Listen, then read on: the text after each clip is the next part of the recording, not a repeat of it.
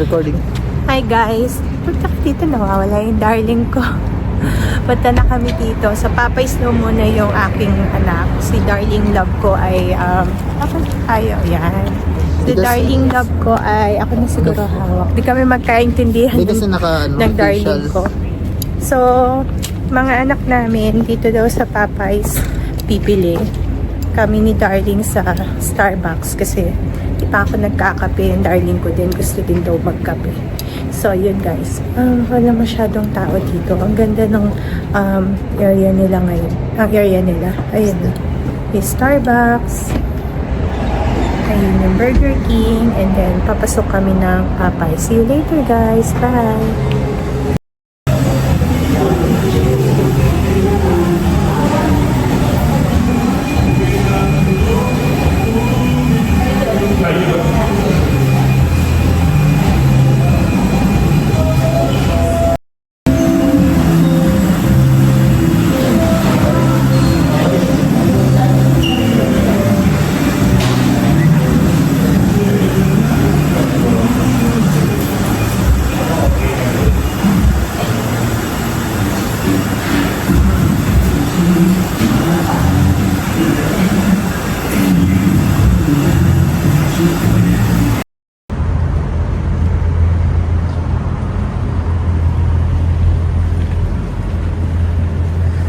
Check natin yung Starbucks nila sa loob, please.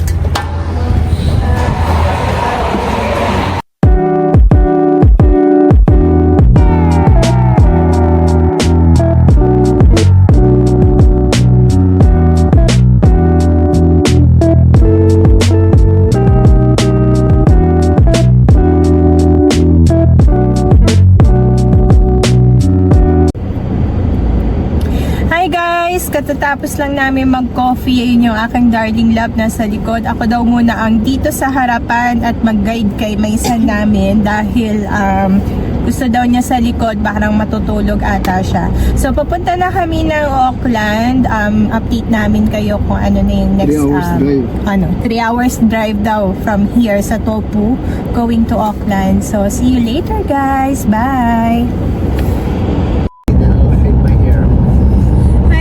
Nandito na kami sa State Highway. Malalaman ko kung anong State Highway paglapit namin dito sa may State Highway 15. Ewan ko, sabi ng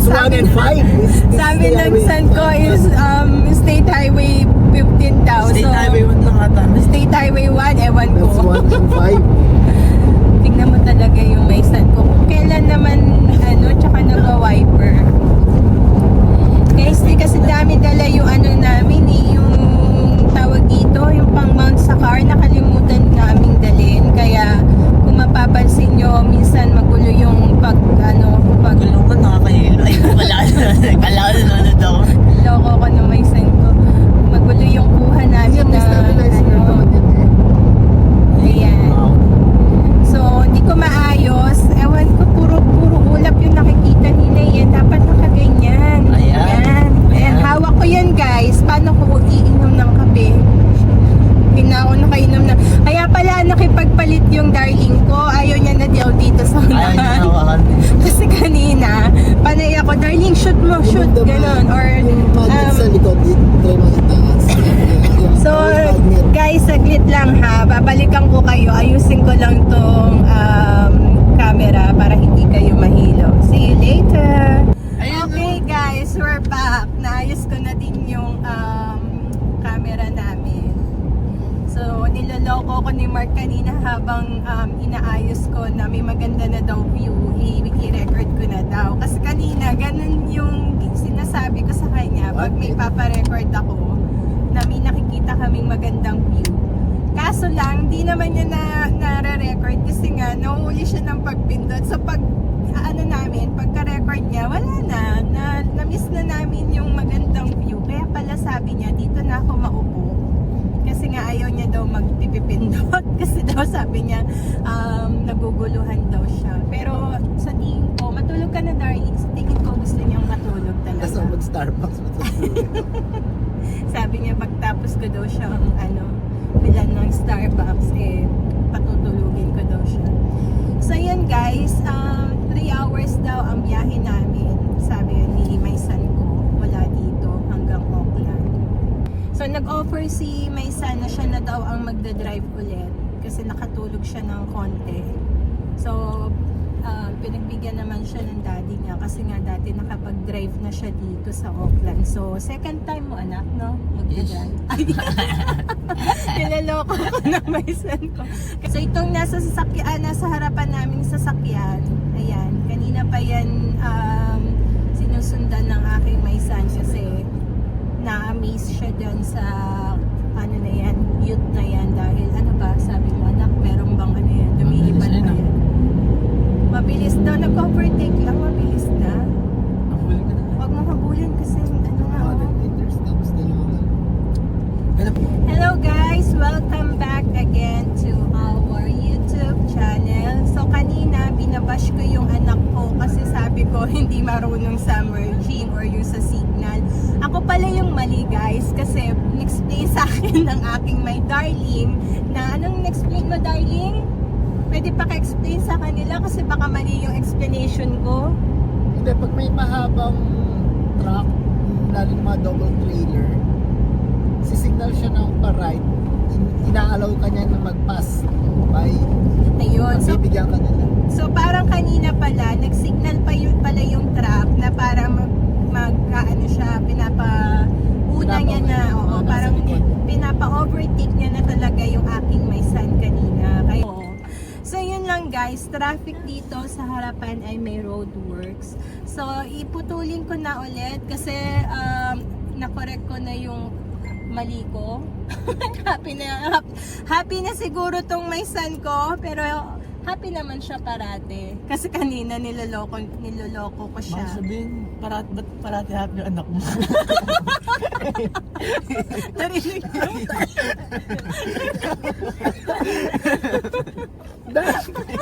Di ba? Dalawa kayo. Guys, parang mali na naman yata. So guys, mamaya na lang siguro. Kasi parang mali na naman yung sinabi ko. Update ko kayo. See you later. Bye! Data pa ba doon, darling? Yung parang oo, thermal? yan yata. Ano, hindi. Sa kabila kasi yun. O, iba yung sinabi. May isa pang lake dito. May matadaan tayo pang.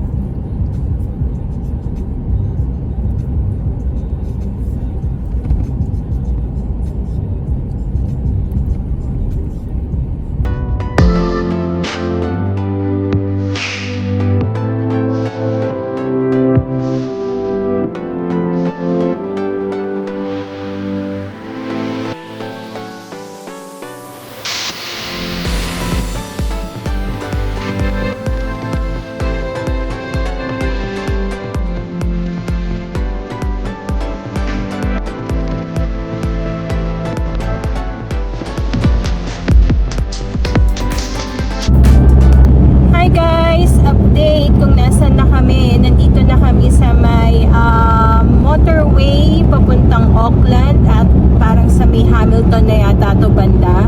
110 na yung speed limit dito kaya alam ko medyo malapit na sa Auckland kasi yun yung palatandaan namin na once na makadaan kami dito sa may motorway na 110 ang speed limit, dire-diretso na to papuntang Auckland. State Highway 1 pa din pala ito, ayun nakalagay dun sa may signage.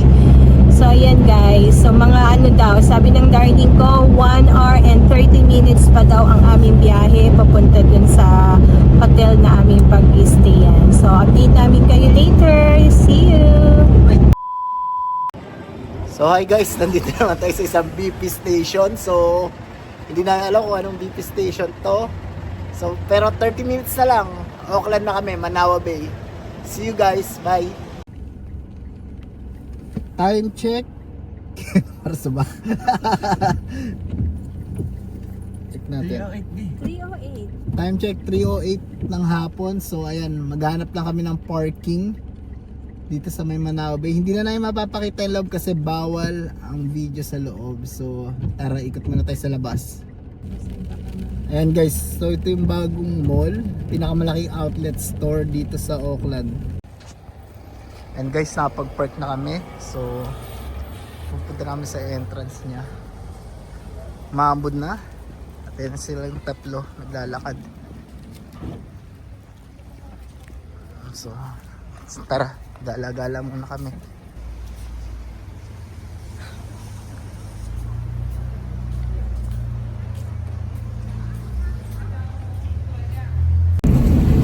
Hi guys, so time check tayo. It's 5:15 in the afternoon na. So hindi namin nakapag-vlog palabas ng Manao Bay kasi lumalakas na ang ulan. So papunta na kami ngayon ng hotel, mga 15 to 20 minutes away. Okay guys, see you later. And hi guys, so nandito na kami sa hotel. Nag-drive thru na lang kami kasi nakikita nyo maulan. Para hindi na rin kami lumabas at medyo pagod na rin ng mga bata sa kakaikot at sa pagdadrive ni Kuya. Ako na lang muna ba mapakukuha susi. Okay, and No. just wait. So guys, samahan nyo kami. Teka lang, check muna namin. Nauna na sila, Princess pati si Miguel sa room.